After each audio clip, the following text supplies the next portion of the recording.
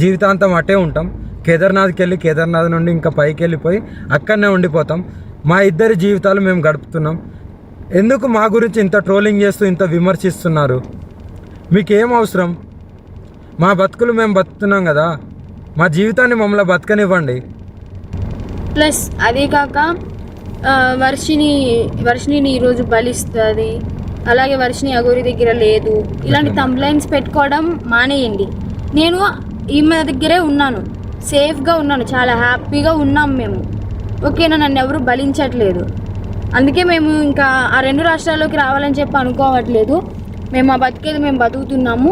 కేదార్నాథ్లో వెళ్ళిపోతున్నాం, కేదార్నాథ్లోనే ఉంటాం ఇంకా. సో ఇంకా ఎందుకు ఛానల్స్ అన్నీ, మీడియా వాళ్ళందరూ ఎందుకు మా మ్యాటర్ ఒక్కటే పట్టుకున్నారు? ఇంక దేశంలో ఏమీ లేవా? 2 తెలుగు రాష్ట్రాలలో ఏ మ్యాటర్స్ లేనట్టు మా మీదనే ట్రోలింగ్ చేస్తూ పదే మా న్యూస్నే వేస్తున్నారు. చెప్తున్నాం కదా, మా దగ్గరికి ఎవరన్నా వచ్చినా సరే, చెప్పమ్మా, మా దగ్గరికి ఎవరు వచ్చినా సరే మేము మా ప్రాణాలు వదలడానికి కూడా సిద్ధంగా ఉన్నాము. వదిలేస్తామని ఫిక్స్ కూడా అయిపోయినాం. పెట్రోల్ కూడా రెడీగా ఉంది. మా బతుకులు మమ్మల్ని బతకనివ్వండి. మేము ఆ 2 తెలుగు రాష్ట్రాలకు రాము.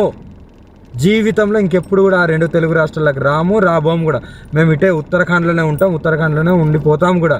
ఒకవేళ మమ్మల్ని విడదీయాలి అని చూసే వాళ్ళకి ఒక్కటే చెప్తున్నాము, మీకు మా ప్రాణాలు పోవడమే కావాలి అంటే ప్రజలకు కానీ ఎవరికైనా కానీ, రాజకీయ వాళ్ళకి కానీ, ఇప్పుడు కేసులు పెట్టిన వాళ్ళకి కానీ మా ప్రాణాలే కావాలి అంటే చెప్పండి, మేము ప్రాణదానం చేసుకోవడానికి సిద్ధంగా ఉన్నాము. 100% కాళీమాత మీద ఒట్టు ప్రాణదానం చేసుకోవడానికి కూడా ఉన్నాం.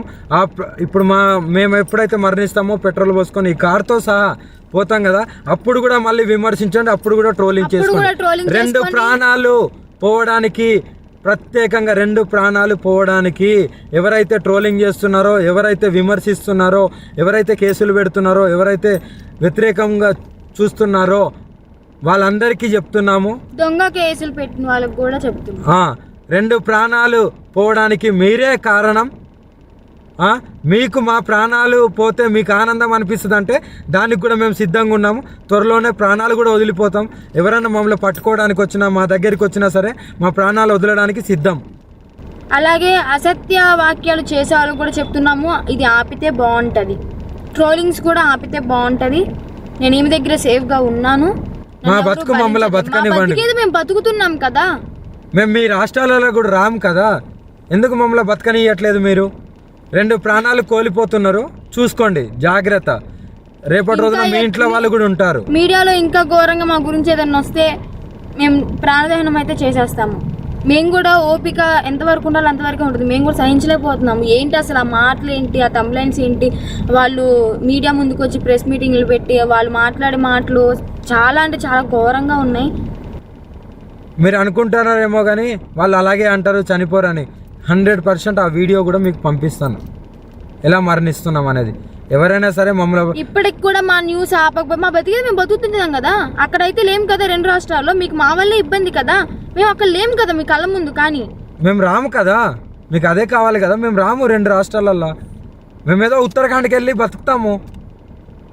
ఇప్పటికైనా ఆ యూట్యూబ్ వాళ్ళకి కానీ ఎవరికైనా కానీ చెప్పేది ఒకటే, మా న్యూస్లు ఆపేస్తే బాగుంటుంది. ఇంకా దేశంలో చాలా ఉపయోగపడే న్యూస్లు ఉన్నాయి, అవి చూపించండి. మాది ఒక్కటే కాదు కదా, ఇప్పటికైనా ఆపుతారని చెప్పి. 2 ప్రాణాలని తీసుకోవాలనుకుంటే ఇంకా చేసుకోండి. ఇంకా చూసి ఈ వారం రోజులలోనో ఇంకా ఈ 2-3 రోజులలోనో చూస్తాము, లేకుంటే డైరెక్ట్ దహనం అయిపోతాము. అప్పుడు మీరందరూ ఆనందించండి, మీరందరూ ఆనందంగా ఉండండి. మా ప్రాణాలు పోయిన తర్వాత మీరందరూ కలిసి ఆనందంగా విందు భోజనం చేసుకోండి. ఇంకా మోకిరాబాద్ లో కేసు అంటారా, ఆమె పెట్టింది చెల్లదు. ఆ జడ్జి ఎవరైతే డబ్బులు వేశారో ఆయన వచ్చి కేసు పెడితేనే చెల్లుతుంది. ఇంకా మొదటి భార్య అంటారా, అది టోటలీ ఫేక్ అని చెప్పి మీకు కూడా అర్థమైపోయి ఉండాలి.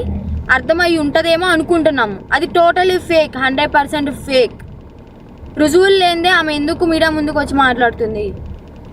అందుకే చెప్తున్నాం, మమ్మల్ని మాలాగా బతకనివ్వండి. మేము చాలా బాగున్నాము, ఆనందంగా ఉన్నాం, కలిసిమెలిసి ఉన్నాం. మా వల్ల మీకు ఎలాంటివి రాదు. మేము ఆ 2 తెలుగు రాష్ట్రాల్లో కూడా రాబోము, మాకు అవసరం లేదు కూడా. రైట్, మీ తెలుగు రాష్ట్రాల్లోకి రాము ఏంటి? మీ తెలుగు రాష్ట్రాలా? ఎవరైనా రమ్మని అడిగారు? నేను కన్న ఊరికి సహాయం చేద్దామని వచ్చాను, ఇక్కడ సేవ చేసుకుంటానని చెప్పి వచ్చింది ఈ లేడీ అఘోరి కాదా? మీరు చెప్పండి.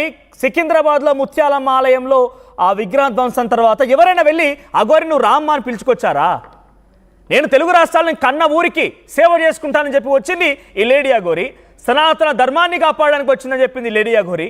ఇప్పుడు ఒక అమ్మాయి రాగానే సనాతన ధర్మం ఏంటి ఇక్కడ నేను అడగట్లేదు, నువ్వు ఫేకా ఒరిజినలా ఏం జరిగిందనేది కొంతమంది ఆరోపిస్తున్నారు, వాళ్ళకి సమాధానం చెప్పి నేను అడగట్లేదు ఆ విషయాలన్నీ కూడా.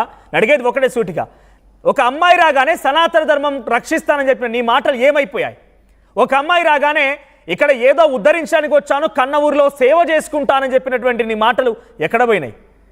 నువ్వు వచ్చిన తర్వాత ఎక్కడెక్కడ ఏమేమి ధ్వంసాలు జరిగి అన్నింటినీ కాపాడుతాను, ఇక్కడే ఉంటాను, పూజలు చేస్తాను, ప్రభుత్వాలు ముఖ్యమంత్రులు సైతం పేరు తీసుకొని మాట్లాడారు కదా, మాట్లాడబోయాయి.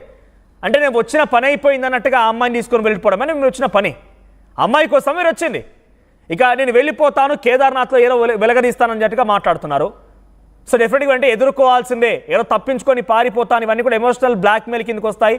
పోలీసులు ఏం చర్యలు తీసుకుంటారు చూడాలి. దీనికి సంబంధించి మరిన్ని అప్డేట్స్ పెట్రిషా అందిస్తారు. ఎస్ పెట్రిషా, మరొక సంచలన వీడియో రిలీజ్ చేసి లేడీ అఘోరి వర్షిని సంచలనాలకు కేర్ ఆఫ్ అడ్రస్గా మారారు. మరోసారి ఏకంగా ఎమోషనల్ బ్లాక్మెయిల్, బలవన్మరణానికి పాల్పడతాం, ఆత్మార్పణ చేసుకుంటామని చెప్పి ఇన్ని రోజులుగా అఘోరి మాట్లాడి ఇప్పుడు వర్షిని కూడా మాట్లాడుతోంది. సో ప్రజెంట్ ఈ వీడియో పైన పోలీసు ఎటువంటి రెస్పాన్స్ తీసుకునే అవకాశం ఉంది? పోలీసుల రియాక్షన్ ఏంటంటే తను గతంలో కూడా ఇదే రకమైన వ్యాఖ్యలు చేసి కొన్ని సందర్భాల్లో దాట వేస్తూ వచ్చింది, కొన్ని సందర్భాల్లో తన మాట కూడా కామన్గా అయిపోయి ఇప్పుడు తన మాటను విశ్వసించే అవకాశం లేదు. తన పక్కన ఒక అమ్మాయి ఉంది, తన పరిస్థితి ఏం కాబోతోంది? సో ప్రజెంట్ పోలీసు రియాక్షన్ ఏంటి దీనిపైన?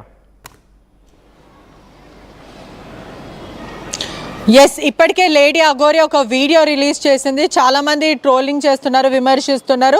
వాళ్ళందరికీ ఒకటే చెప్తున్నాను, మేము ఇక్కడ ఉండట్లేదు, 2 తెలుగు రాష్ట్రాలకి మేము రాము, ఇది మీ రాష్ట్రం, మేము ఉత్తరాఖండ్ వెళ్ళిపోతున్నాము, కేదార్నాథ్ వెళ్ళిపోయి జీవితాంతం అక్కడనే ఉంటాము, అక్కడి నుంచే ఉంటాం మేము, కానీ తెలుగు రాష్ట్రాలకు మేము రాము, మా ఇద్దరి జీవితాలు మేమే గడుపుతున్నాం, మా గురించి ఎందుకు ఇంత అసభ్యంగా ఇంత విమర్శిస్తున్నారు, ట్రోలింగ్స్ ఎందుకు చేస్తున్నారు, మీకేం అవసరము, మా బ్రతుకు మేము బ్రతుకుతున్నాం, మా జీవితాన్ని మమ్మల్ని వదిలేయండి అంటూ కూడా చెప్పుకుంటా వస్తున్నాడు. మరోవైపు ఎమోషనల్ బ్లాక్మెయిల్ అనేది కూడా పూర్తిగా జరుగుతుంది. ఒకవైపు వర్షిణిని బలిస్తాము, వర్షిణి అఘోరి దగ్గర లేదు అన్నట్టు పిచ్చి పిచ్చిగా థంబ్నెయిల్స్ పెడుతున్నారు. ఇవంతా కూడా తక్షణం ఆపేయాలంటూ కూడా లేడీ అఘోరి మాట్లాడుతుంది. వర్షిణి కూడా ఎమోషనల్ బ్లాక్మెయిల్ చేస్తుంది. పూర్తిగా ఆర్టీవీ ఎక్స్క్లూజివ్ స్క్రీన్ పైన చూస్తుంటే కూడా ప్రధానంగా వర్షిణి ఒక లైటర్ పెట్టుకొని కూడా మాట్లాడుతుంది. అంటే ఒకవైపు బెదిరిస్తుందా ప్రజలని, లేదంటే సిగరెట్ తాగి ఆ లైటర్ పొరపాటున ఆ వీడియోలో బయటికి వచ్చింది అనేది కూడా తెలియాల్సిన విషయం. మొత్తం మీద కూడా ఆ వీడియో అంతా కూడా పూర్తిగా చూస్తుంటే కూడా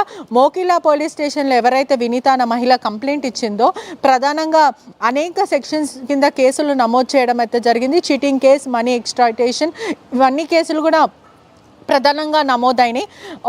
అంటే ఏదైతే వర్షిని చెప్తున్న ప్రకారం కూడా ఈ కేసు చెల్లదు, ఎవరైతే డబ్బులు వేశారో అతని కదా పెట్టాల్సిన కేసు అన్నట్టు వాళ్ళు ఒప్పుకుంటున్నారు. అంటే క్లియర్గా చూసుకుంటే కూడా వాళ్ళు ఒప్పుకుంటున్నారు, అవును మాకు డబ్బులు వేశారు అని. అంటే ప్రధానంగా ఈ నాగసాధు ఎవరైతే అఘోరిగా చెప్పుకుంటున్న శ్రీనివాస్ కూడా అనేక బ్యాంక్ అకౌంట్స్ ఉన్నాయని కూడా పూర్తిగా తెలుస్తుంది.